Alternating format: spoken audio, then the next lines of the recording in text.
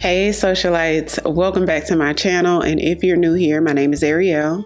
I create mainly beauty videos, fragrance, and lifestyle vlogs. If this is the type of content you enjoy watching, I would love for you to hit the subscribe button and come join the family. So today's video is going to be my February fragrance tray. This is one of my more exciting videos to film for the month. I go over some of the fragrances that I want to wear for the month. This really helps me to get a lot of use out of some of my fragrances. Sometimes when you have so many, some of them just get kicked to the background. You forget about some and that sort of thing. And then sometimes you just find new loves and then you realize you don't love some as much as you used to. And so with this fragrance tray, I'm able to sort of rotate and keep things going, if you get what I mean. So let's just jump right into it. First fragrance is definitely going to be Exalte from Funmi Monet. It is February, it's Black History Month, and so I knew she was going to go on the tray. This is a Black owned fragrance. Funmi Monet is a fragrance content creator, and you guys, her fragrance is so lovely. It's just a beautiful, sweet, vanilla, ambery sort of scent. It's gorgeous. It just smells elegant and elevated and upscale and soft and feminine. A really, really pretty fragrance. And so, yeah, I knew she was going to go on the tray. Excited to wear this more this month. It has notes of rose and vanilla that are comprised in like the best way. Such a pretty scent. Next up is a fragrance that was on last month's tray, but I'm putting this back on the tray because I really enjoyed it. This is a newer one to my collection, and this is the Tiffany & Company Rose Gold Intense, y'all.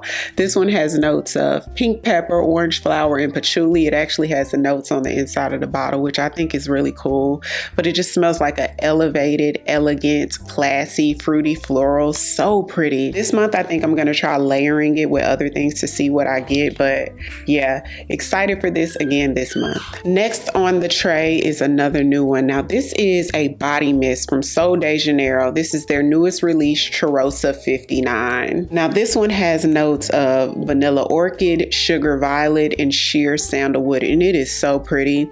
I first got the body cream before the spray because it was available first, or did I order it online? I can't remember, but this came in store after. So pretty, such a pleasant scent. And it smells just like the body cream. With Sol de Janeiro's body creams and sprays, I find that they're usually a little different. Like the cream never really smells just like the spray, but these two smell just alike. The cream smells just like the spray, which is phenomenal. Oh, so pleasant, so sweet. This is something you can wear during the day. That would be great, probably year round, really in the winter time too, because it's like warm and inviting. But this is also something you could wear to bed. This is a nice one. Next up on the tray is a classic, y'all, and this is similar. This is one of the same types of fragrances that the Tiffany Rose Gold Intense is, and this is a Lancome's Idole. Beautiful. This is a classic. If you know, you know. A lot of you have this or at least heard of it because it's been around for a while and it's very popular, but for a good reason. This is another sort of classy, classic, bright, sweet, fruity, floral, feminine scent. Just smells very elegant, perfumey, kind of like the Tiffany one. It's perfumey, but it's still really good. I like this one. This is a good everyday scent, you know, any occasion. So this is something that I feel like you could wear as a signature scent. You could wear it every day. You could wear it day or night. Just as pretty and soft during the day as it would be elegant and sexy for nighttime. Price point's not bad either. I love this, and which I never wear it either, as you can see. So I got it a few months ago, so I thought, let me throw this on the tray so I can get more use out of it. But this is a beautiful, elegant fragrance. So Idole has pear at the top. It has a little bit of musk. It has patchouli in there, a little vanilla. Super pretty fragrance, y'all. You can't go wrong with Idole to me. Comment down below if you've tried this one before. Next on the list is Valentino Donna Born in Roma, the pink version. Y'all, this went crazy. When this came out, the people were going crazy to get it. It was limited edition. So hopefully they'll bring it back out because it's worth it, y'all. This is a beautiful flanker to Donna Born in Roma. This one is different. in that you get a lot of orange blossom. It smells a little bit bubblegummy. It's fresh and uplifting. Really pretty scent. I enjoy this one and never hardly wear it. I just have so many, and that's why I love the fragrance tray, because I can sort of put to the forefront what I want to get use out of. The bottle is so beautiful. The little name Valentino right here is written on like a leather like strip. Really cute, but the fragrance is really good too. I get about 6 hours plus of wear on this, and it's year round.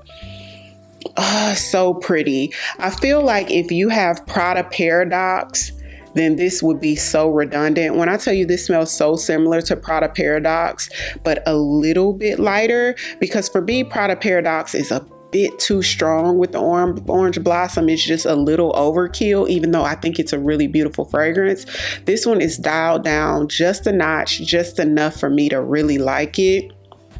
So yeah, this is Valentino, Donna Born in Roma, the pink PP. Next couple fragrances are some cherry fragrances. So this one by the 7 Virtues is actually what I'm wearing today, and it smells so good.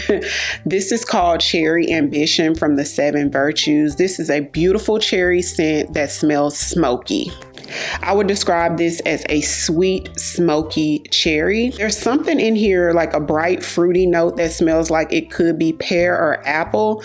I'm not sure, but you definitely get that cherry in there, and it's smoky. When I first smelled it, it sort of reminds me of By the Fireplace from Replica that has added fruit notes to it. Very beautiful. This is so beautiful.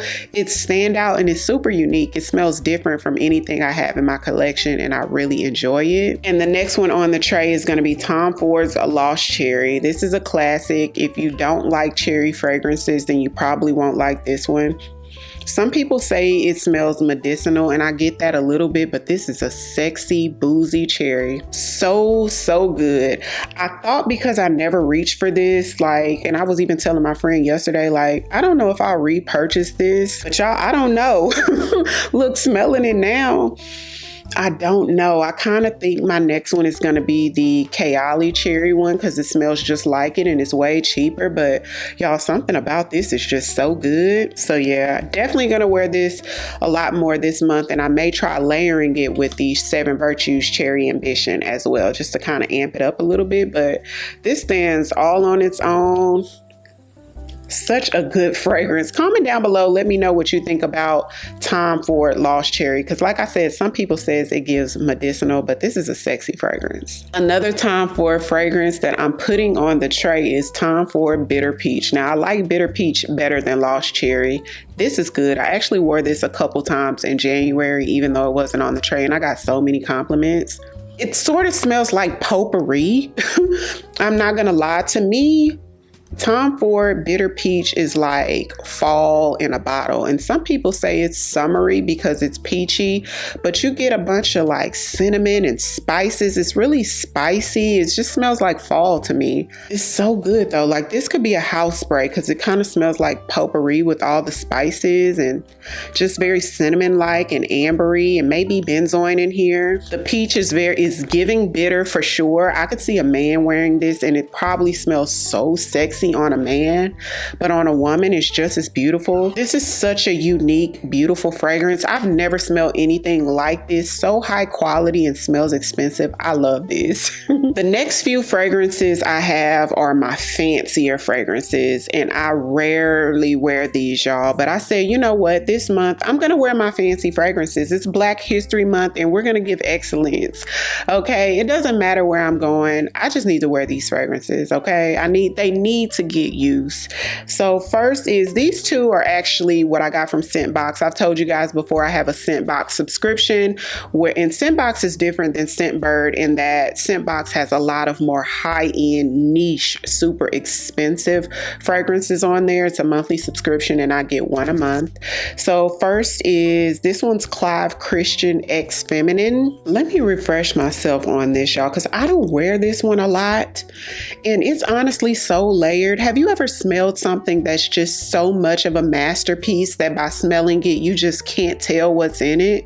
That's what Clive Christian gives, y'all. This is probably the #1 most richest, expensive smelling fragrance in my collection, and it's probably the most expensive. Not the most expensive to me because I got it through Scentbox. I think I pay like $30 a month, but I think the regular bottle of this is like $400 or $500. Smells so good, y'all. This has peach and pineapple in it. It has jasmine and rose, lily of the valley. It has musk and cedar, vetiver. So, you know, vetiver can be a little masculine. So this does smell kind of strong, even though this is the ex-feminine fragrance from Clive Christian. But all of Clive Christian's fragrances smell strong, like something a man could wear to me. Now, I really like this, even though I'm not a unisex girly. I don't really like unisex. I like straight up feminine. I want to smell sweet, fruity, floral, soft, powdery. I'm feminine. I love feminine. But this right here, it is so beautiful. It was on one of my other monthly trays, and I wore it once the month that I had it on the tray. But y'all, this smells so fancy. This smells after 5. And I just feel like with these type of fragrances, I feel like if I have this on, I need to have on a gown. You know what I mean? But I'm trying to get that mindset out of my head and just wear fragrances regardless. You know what I mean? But this is beautiful. It's fruity. It's bright. It's, it's so hard to explain. It's a little woodsy. It is beautiful. Now, I don't know if it'll be everybody's cup of tea because, like I said, it's sort of strong and unisex, but it's a masterpiece to me. So she's on the tray. And the next one is Tribeca from Bond Number 9. Now, I'm just now getting into the Bond Number 9 fragrances through Scentbird. I think I have like 3 of them so far, and I like all 3 of them. This one is Tribeca from Bond Number 9, and it is a beautiful scent. Smells like something I already have. So to me, Tribeca smells like Baccarat Rouge, except it's a little brighter, a little fruitier than Baccarat Rouge. I own Baccarat Rouge, the X Straight, and to me, it's so close that I couldn't even warrant buying a full-size bottle until I run out of Baccarat. So for me, that's how close they smell. Like I said, this one is a little brighter and fruitier, and I actually like Tribeca better than Baccarat Rouge. So when I'm finally out of my Baccarat, then I'll get Tribeca to replace it because I like it a little bit more. But this is just sort of that ambroxan. So if you know how that Baccarat DNA has that ambroxan, where you just know, oh, that's a Baccarat or that's a Baccarat dupe. So it has ambroxan in here, but it also has like caramel and other soft fruity notes in here.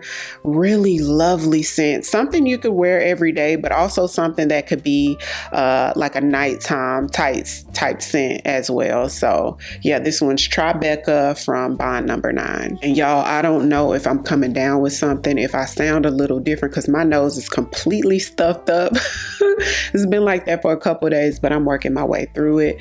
Next is another fancy one. Now, when I first got this, and I told you guys about this several times, when I first got it, I was wearing it every day. I got it for my birthday a couple years ago, and this is Kirke from Tiziana Terenzi. If you know anything about Tiziana Terenzi fragrances, they all have a very distinct DNA. So whenever you smell any of their fragrances, you're going to know who it's by. It's one of those. This is another one of those strong, powerful unisex that could be considered masculine.